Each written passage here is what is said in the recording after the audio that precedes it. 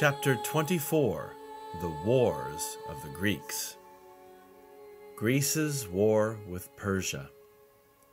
Athens and Sparta didn't have much in common except for their language and their gods. As a matter of fact, they fought with each other. Sometimes the Athenians attacked Sparta. Sometimes Sparta attacked the Athenians. They went on fighting off and on for years. But then something frightening happened. The Persians started to invade Greece. After all, the Persians had conquered almost all the rest of the land around them. Greece was one of the few countries that didn't obey the Persian Empire, and the Persians wanted Greece too. At first, the Persians just sent messengers to Greece. The messengers came to Athens and Sparta and announced, "We are from the great king of the Persians. He wants you to be part of his empire.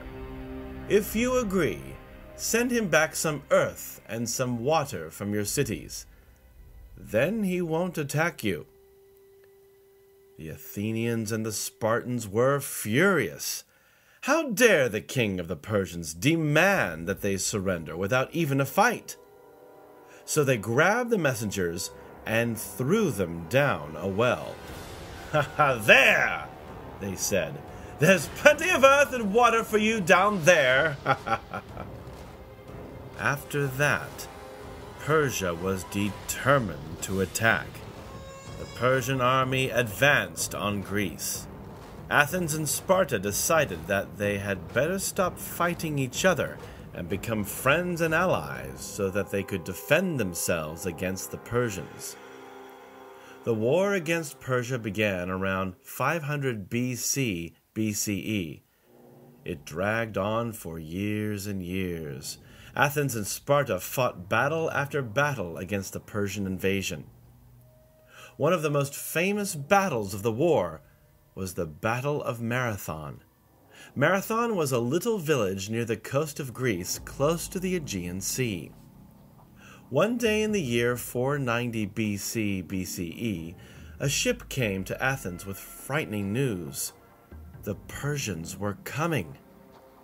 They were sailing from Asia Minor across the Aegean Sea, straight for the village of Marathon.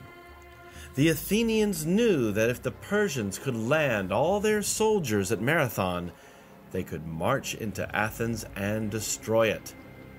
So the Athenian army sent a message to Sparta saying, "Come and help us!" But the Spartans were having a religious festival and refused to leave Sparta until the festival was over. The Athenians were outnumbered. There were too many Persian soldiers for the army of Athens to defeat alone. But the men of Athens had no choice. They marched from Athens to Marathon and waited for the Persians to land. When the Persian army landed, they launched thousands of arrows at the Athenian army. But the men of Athens charged through the arrows and attacked the Persians. The Persians were so startled and disorganized that they lost the battle. They were forced to retreat. When the Athenians saw that they had won the battle, they sent a runner back to Athens to tell the people who were anxiously awaiting at home that the Persian threat had been driven back. The runner, Phidippides, ran over 26 miles, up steep hills and through rough country to reach Athens. When he arrived at the city, he gasped out, "We have won!" And then, according to legend, he died of exhaustion. Today we have a race named after the village of Marathon. The race is a little over 26 miles long, and it is called the Marathon. It is run in the Olympics in honor of the brave Athenian who ran from Marathon to Athens with the good news of victory. The Battle of Marathon didn't end the war, though. The Persians and the Greeks went on fighting until the Greeks finally defeated the Persians once and for all in a great sea battle at a place called Salamis. After the Battle of Salamis, which took place in 480 BCE, the Persians finally gave up attacking Greece. The Greek cities would remain free and independent from Persia. The Greeks fight each other. Now Greece was at peace. Instead of putting all their time and energy into fighting the Persians, the Greeks were able to do other things. They became famous for their architecture, the way they designed and built buildings. The Greeks built enormous buildings from marble. One of the most famous Greek buildings is called the Parthenon. Its ruins still stand in Greece, in the city of Athens, on a hill called the Acropolis. Inside the Parthenon were pictures carved in marble of different Greek battles. These pictures were called friezes. One of the friezes shows a legendary battle between the Greeks and an army of centaurs. Centaurs were imaginary creatures that were half man and half horse. The soldiers and centaurs on the friezes look very real. You can see the muscles in the arms of the soldiers and the expression on the faces of the soldiers. The Greeks tried very hard to make their pictures and statues look like real people. The faces of their statues look like the faces of real men and women, and the folds of their clothing look like they are made from real cloth. It is hard to believe that they are carved from stone. With the Persians defeated, Athens and Sparta no longer had to fight.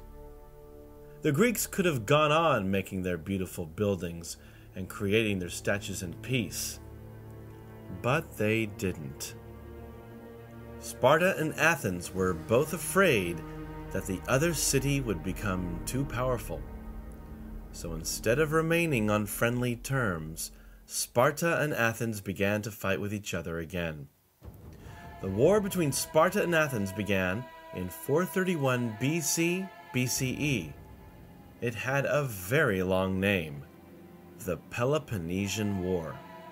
And the Peloponnesian War went on for a long time, over 25 years. At first, Sparta gathered all its armies together and marched towards Athens to invade it. But the Athenians decided that the Spartan soldiers were too strong to fight. They didn't march out to meet the Spartan army. Instead, they stayed inside the walls of Athens and waited for the Spartan army to go away. "We will fight with the long walls of Athens," the people said. Instead of fighting with swords, they would let the strong walls of the city protect them. The Athenians waited and waited. Maybe their strategy would have worked if something terrible hadn't happened. The plague broke out inside the city walls. The plague was a sickness spread by the fleas that lived on rats. But the Athenians didn't know this. They just knew that people were getting sick and dying all over the city. They couldn't leave the city because of the Spartan army camped outside. And inside the city, sickness was everywhere. The greatest Athenian general, a man named Pericles, and many of the strongest young men of Athens died. The Athenians panicked. How could they defeat the Spartans now? Finally, one Athenian decided that he was tired of waiting for the siege to end. His name was Alcibiades, and he wanted to be the king of Athens. He thought to himself, "If I can defeat the Spartans, the Athenians will want to follow me." So he called out to the Athenians, "Follow me! Let's get rid of these Spartans once and for all. We'll attack the Spartan army and defeat it." Alcibiades led the Athenians outside the city walls and attacked the Spartan camp. But the men of Athens were sick and weak, and the Spartans defeated them. The survivors straggled back into Athens, angry and embarrassed. "Let's get rid of Alcibiades," they shouted. "He led us into defeat!" But Alcibiades was nowhere to be found. When he saw how angry the Athenians were, he deserted the city and went over to the Spartan camp. "Follow me back into Athens," he told the Spartan general. "I know a secret passageway into the city. We can sneak in after dark and take over before the Athenians know what has happened to them." The Spartans agreed to follow Alcibiades. So, late one night, the traitor led the Spartans into his own city. The Spartan army captured Athens and took over. Sparta became the strongest city in Greece. But most of the Athenian men and many of the Spartan soldiers had died in the long Peloponnesian War. Now Greece no longer had the men they needed to keep other invaders away. The Greeks had spent all their energy fighting each other. They had none left to defend themselves. And soon, invaders would come.